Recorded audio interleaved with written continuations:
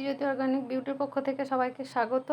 আজ আমাদের hair oil প্রস্তুতির যে প্রিপারেশান যে প্রসেস হয়, আজকে আবার হিউজ পরিমাণ হেয়ার অয়েল তৈরি হচ্ছে। এখানে প্রায় 20 কেজি হেয়ার অয়েল প্রস্তুতির প্রক্রিয়া আমি কিন্তু রেডি করেছি। এখানে 20 কেজি হেয়ার অয়েল কিন্তু তৈরি হচ্ছে। কোকোনাট হেয়ার অয়েল কিন্তু 20 কেজি, তারই ইনগ্রিডিয়েন্টস কিন্তু এখানে সব নেওয়া আছে।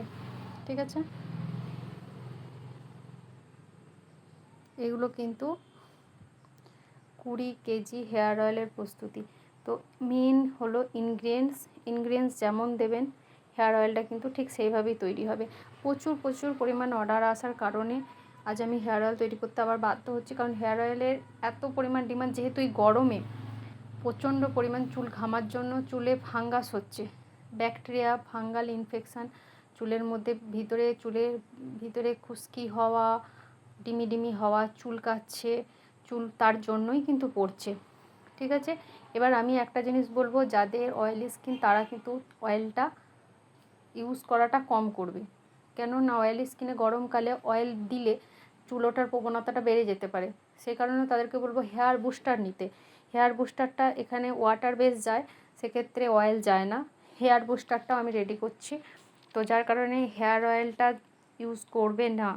যাদের প্রচুর পরিমাণে অয়েলি স্কিন, আমি কিন্তু বারবার বলছি হেয়ার বুস্টার ট্রাই করো, তাতে ভালো রেজাল্ট পাবে। কখনোই কিন্তু হেয়ার অয়েলে ভালো রেজাল্ট পাওয়া যায় না। হেয়ার অয়েলে তখনই রেজাল্ট পাওয়া যায় যাদের নর্মাল স্কিন, ড্রাই স্কিন, তাদের ক্ষেত্রে হেয়ার অয়েল প্রয়োজন। ঠিক আছে, তাদের হেয়ার অয়েল দিলে বরং চুল ভালো থাকে।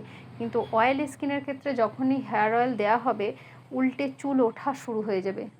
দোকানের কোনো হেয়ার অয়েল কিন্তু কোনোভাবে কাজ করবে না, কোনো সিরামও কাজ করবে না। একমাত্র কাজ করবে সেটা হচ্ছে হেয়ার বুস্টার আর সিরাম, যেগুলো হেয়ার সিরাম, যেটা ওয়াটার বেস হয়। ঠিক আছে, অয়েল বেস সিরাম নয়, কিন্তু ওয়াটার বেস সিরাম অ্যাপ্লাই করতে হবে।